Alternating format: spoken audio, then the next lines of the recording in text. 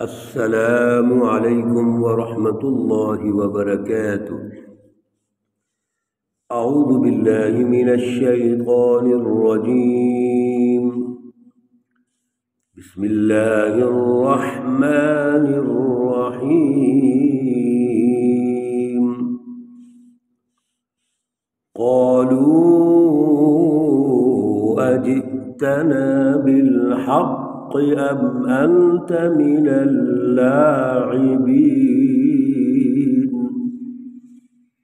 قال بل ربكم رب السماوات والأرض الذي فطرهن وأنا على ذلكم من الشاهدين۔ صدق الله العلي العظيم۔ اللهم صل على سيدنا ومولانا محمد النبي الأمي وعلى آله وأصحابه وبارك وسلم وصل عليه۔ معزز سامعین و سامعات، سورۃ الانبیاء ہے، پارہ نمبر 17 ہے، آیات مقدسہ نمبر 55 تا 61 ہے۔ اللہ رب العزت ان آیات کا فہم اور شعور عطا فرمائے اور عمل کی توفیق اور صلاحیت عطا فرمائے۔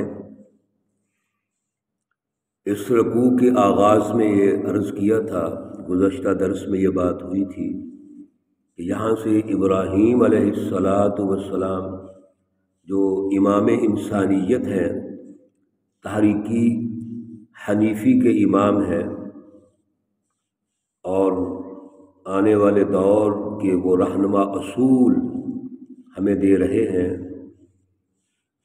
وہ اللہ رب العزت نے ہمیں سمجھائے۔ ابراہیم علیہ السلام اپنے دور میں کس طرح دعوت دیتے ہیں اور آپ کے دور کے کیا معروضی حالات تھے، وہ ہم نے سمجھا کہ آپ کا دور ظلم کا سیاسی نظام قائم ہے، ظلم کا معاشی نظام قائم ہے، اور اسی طرح مذہبی اعتبار سے وہاں کے جو اس دور کے اس حوالے سے سکالرز اپنے آپ کو سمجھتے ہیں، مذہبی سکالرز، وہ بتوں کی پوجا کرتے ہیں، انسانوں کو ان کے ساتھ جوڑا ہوا ہے اور بتوں کو اور وقت کے ظالم حکمران کو خدا سمجھتے ہیں۔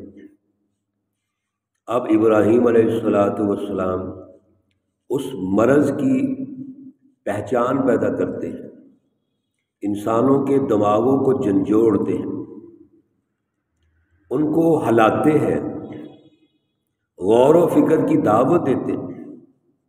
چنانچہ ابراہیم علیہ السلام نے جب دعوت کا آغاز کیا تو اس دور کے جو حالات ہیں اور جو جہالت ہے اس کو ضلال مبین قرار دیا۔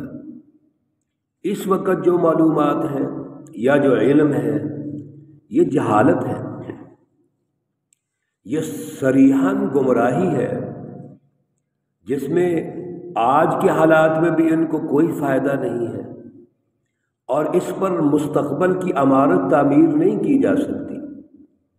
لہذا درست علم، درست حقائق ابراہیم علیہ السلام ان کو بتاتے ہیں اور دعوت توحید دیتے ہیں، کیونکہ توحید یہ سچی فکر ہے، درست فکر ہے، درست علم ہے جو اس بڑی ہستی تک لے کے جاتا ہے، اس کا شعور پیدا کرتا ہے، اس کی پہچان پیدا کرتا ہے، محض الفاظ میں نہیں، قلب میں۔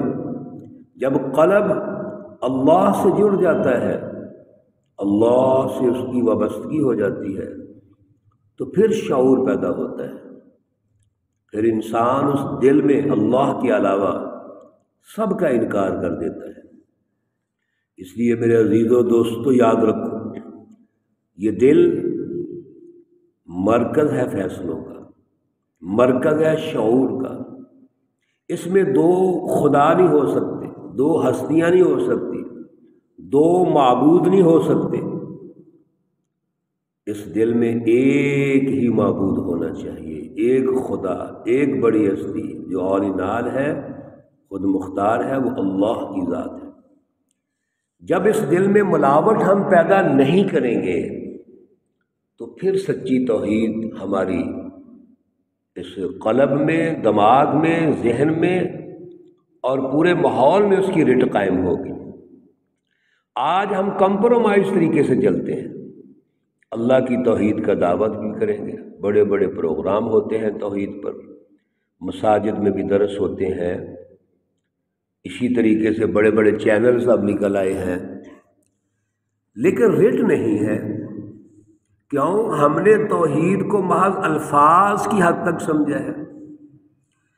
بھائی جب توحید کی رٹ قلب میں ہوگی تو کسی اور کی بڑائی ختم، کوئی بڑا نہیں ہے، ایک ہستی بڑی، باقی سب برابر، عدل، مساوات، اخوت، امن و امان قائم ہو۔ جب توحید کی رٹ قلب میں آ جائے گی تو جرأت اور ہمت پیدا ہوگی، آپ حق کو غالب کرنے کے لیے سب کچھ قربان کر دیں گے۔ ابھی آپ دیکھیں گے ابراہیم علیہ السلام کو، جو امام الناس ہے، کس جرأت سے بات کرتے ہیں، کس دلیری سے بات کرتے ہیں، دشمن نظام کا کس طرح مقابلہ کرتے ہیں۔ پوری حکمران پارٹی آپ کے خلاف ہے، وسائل آپ کے خلاف ہے، لیکن گھبراتے نہیں۔ کیوں؟ قلب میں توحید ہے، اللہ سے کنیکشن ہے۔ ہمیں بھی ایسے چاہیے۔ جس وقت ابراہیم علیہ السلام کھلی گمراہی کہتے ہیں تو عوام کہتی ہے قالوا اجئتنا بالحق، اے ابراہیم جو تو گفتگو کر رہا ہے کیا یہ حق ہے، سچی بات ہے؟ ام انت من اللاعبین، یہ ایسے تو نہیں آپ ہمارے ساتھ کو کھیل کود کی باتیں کر رہے ہیں، کو کھلواڑ کر رہے ہیں؟ یعنی جب دماغ غلامی کے سسٹم میں پست ہو جاتا ہے تو اچھی بات عجیب لگتی ہے، قصہ اور کہانی لگتی ہے۔ ان کے دماغ شل ہو چکے ہیں، وہ اپنے علم میں بھی غریب ہے، معیشت میں بھی غریب ہے، سیاست میں بھی غریب ہے۔ ان کے غربت کی انتہا ہے کہ ذہنی سطح ختم ہو چکی ہے، سوچ و بچار کا ماحول ہی ختم ہو گیا ہے۔ اور ابراہیم علیہ السلام نے جب ان کو الرٹ کرنا چاہا، تحریک پیدا کرنا چاہی، تو فوراً کہتے ہیں کیا تو ہمارے ساتھ مذاق تو نہیں کر رہا؟ قول ابراہیم علیہ السلام ارشاد فرماتے ہیں بل ربکم رب السماوات والارض الذی فطرہن، بے وقوفو آپ کے یہ رب نہیں ہے، آپ کا رب تو وہ ہے جو آسمانوں اور زمینوں کا رب ہے، جس نے ان سب چیزوں کو پیدا کیا ہے۔ وَأَنَا عَلَى ذَلِكُم مِّنَ الشَّاهِدِينَ، اور میں بھی اسی چیز کا قائل ہوں۔ یہاں بھی سمجھانے کی کوشش کی کہ آپ ان ہاتھوں سے تراشے ہوئے بتوں کو اور ظالم نمرود کو بڑا سمجھ رہے ہو، یہ کچھ بھی نہیں ہے، بلکہ اللہ رب العزت تو وہ ہے جو آسمانوں اور زمینوں کا رب ہے، جس نے سب کو پیدا کیا ہے۔ اس لیے یہ کیا ہے؟ کچھ بھی نہیں۔ یہاں چونکہ مختصر اشارے ہیں، تفصیلات نہیں ہیں، اس لیے اگلی بات ابراہیم علیہ السلام فرماتے ہیں وَتَاللَّهِ، اللہ کی قسم ہے، یہ جو تا ہے یہ قسم کے لیے ہے، اور اللہ کی قسم ہے لَأَكِيدَنَّ، البتہ میں ضرور تدبیر کروں گا، علاج کروں گا، اصنامکم، تمہارے بتوں کا، بعد ان تولوا مدبرین، جب تم آگے پیچھے ہو جاؤ گے، یہاں سے چلے جاؤ گے تو میں ان کا علاج کروں گا۔ مقصد یہی ہے کہ یہ اس قابل ہی نہیں ہے کہ کچھ کر سکیں، تو ان کا علاج میں ہی کروں گا۔ فَجَعَلَهُمْ جُزَازًا إِلَّا كَبِيرًا لَهُمْ لَعَلَّهُمْ إِلَيْهِ يَرْجِعُونَ، ہوا ایسے کہ وہ دن عید کا دن تھا، اور اس دن یہ ساری قوم حکمران باہر چلے جاتے تھے عیاشی کرنے کے لیے، خوشی منانے کے لیے، سب چلے گئے، ابراہیم علیہ السلام نہیں گئے۔ اس کی بھی تفصیلات اور صورتوں میں لکھی ہوئی ہیں، سورۃ الصافات میں بھی ہے اور دیگر جگہوں میں بھی ہے، انہوں نے کیا جواب دیا، کیوں نہیں گئے۔ لیکن جب وہ چلے گئے تو فجعلہم لهم جزازا، ابراہیم علیہ السلام اس بت خانے میں گئے اور بت خانے میں جا کر سب کے ٹکڑے کر دیے، جزازن ٹکڑے ٹکڑے کر دیے، الا کبیرن، جو ان کا بڑا بت تھا، وہاں سینئر تھا بت، وہ اس کو چھوڑ دیا، لعلہم الیہ یرجعون، شاید کہ وہ واپس آ کر کچھ غور کریں کہ یہ رہ گیا ہے اور یہ جو باقی ہیں ان کے ٹکڑے ہو گئے ہیں، یہ کیا ہوا، کیوں ہوا۔ مزید یہاں بھی اصل میں انداز یہی ہے کہ ان کو سوچنے کی دعوت ہے۔ بہت ساری چیزیں پریکٹیکل سے انسان کو سمجھ آتی ہیں، محض گفتگو سے سمجھ نہیں آتی۔ ابراہیم علیہ السلام نے یہ جو عمل کیا ہے یہ بھی اصل میں دعوت کا ایک طریقہ ہے کہ ان کو سمجھانے کے لیے پریکٹیکل کیا کہ بھائی، اور آگے جا کے اس کی ڈیٹیلز آئیں گی کہ بھائی یہ جو بت ہیں یہ کچھ بھی نہیں کر سکتے، جو اپنے آپ کو نہیں بچا سکتے وہ کیا تمہاری مدد کریں گے، وہ کیسے معبود ہو سکتے ہیں، یا وہ کس طرح ذریعہ بنیں گے نمرود کی مدد کا اور ہیلپ کا۔ چنانچہ یہ سارا کام یہ ذریعہ دعوت ہے، پریکٹیکل اس کی ایک شکل بنائی گئی ہے۔ قالوا من فعل هذا بآلهتنا، جب واپس آئے تو دیکھا کسی کی گردن کٹی ہوئی ہے، کسی کا بازو کٹا ہوا ہے، کسی کا سر کٹا ہوا ہے، ٹکڑے ٹکڑے ہو چکے ہیں، اور ایک بڑا بت، چودھری بت، اس کے کندھے پہ کلہاڑا پڑا ہوا ہے۔ یہ کیا ہے، کس نے کیا؟ کہنے لگے من فعل ھذا، کس نے کیا بآلہتنا، ہمارے معبودوں کے ساتھ۔ یہ ہے ان کے معبود، یعنی اتنی عقل نہیں، اتنی سوچ پست ہو گئی، سوچ گر گئی۔ کافر اور مشرک کی سوچ اتنی پست ہوتی ہے کہ اتنا بھی نہیں سمجھ رہے کہ یہ جن کے ٹکڑے ہو گئے یہ بت ہیں اور یہ ہمارے معبود ہو سکتے ہیں، پھر بھی ان کو معبود کہہ رہے ہیں۔ انہ لمن الظالمین، یہ تو بڑا ظلم ہو گیا۔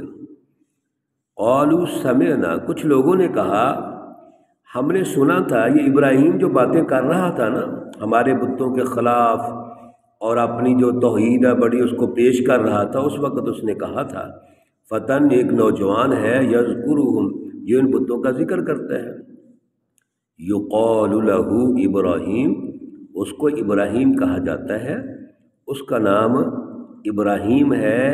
یہ کام یقیناً ابراہیم نے کیا ہوگا۔ حضرت ابراہیم علیہ السلام نے جب یہ سارا معاملہ کیا تو کہا تھا لَأَكِيدَنَّ أَصْنَامَكُمْ، تو کچھ لوگوں نے سن لیا تھا، سمجھ لیا اس کو کہ یہ یقیناً ابراہیم نے کیا ہوگا۔ قَالُوا فَأْتُوا بِهِ عَلَىٰ أَعْيُنِ النَّاسِ لَعَلَّهُمْ يَشْهَدُونَ، کہنے لگے کہ ابراہیم کو لاؤ، لوگوں کے سامنے لے کے آؤ تاکہ دیکھیں، اب اس سے ہم بات چیت کرتے ہیں، پوچھتے ہیں اس سے۔ ابراہیم علیہ السلام کو لایا گیا، وہاں حکمران پارٹی بھی ہے، عوام بھی ہے، میلہ لگا ہوا ہے، اور جناب سارے لوگ اکٹھے ہیں، اور ابراہیم علیہ السلام بھی یہ چاہتے ہیں کہ یہ ماحول ہو، سارے لوگ اکٹھے ہوں تاکہ بھرپور دعوت دی جائے۔ انشاءاللہ اگلی بات چیت اگلے درس میں ہم سنیں گے کس طرح گفتگو ہوتی ہے۔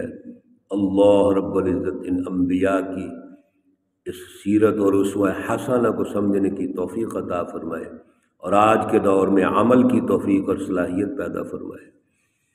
اللہ رب العزت تمام مرحومین و مرحومات کو جنت الفردوس میں اعلیٰ مقام عطا فرمائے۔ اللہ رب العزت تمام بیماروں کو شفائے کاملہ عاجلہ مستمرہ عطا فرمائے۔ ربنا تقبل منا انك انت السميع العليم وتب علينا إنك أنت التواب الرحيم. وصلى الله تعالى على النبي الأمي محمد وعلى آله وأصحابه أجمعين برحمتك يا أرحم الراحمين. السلام عليكم ورحمة الله وبركاته.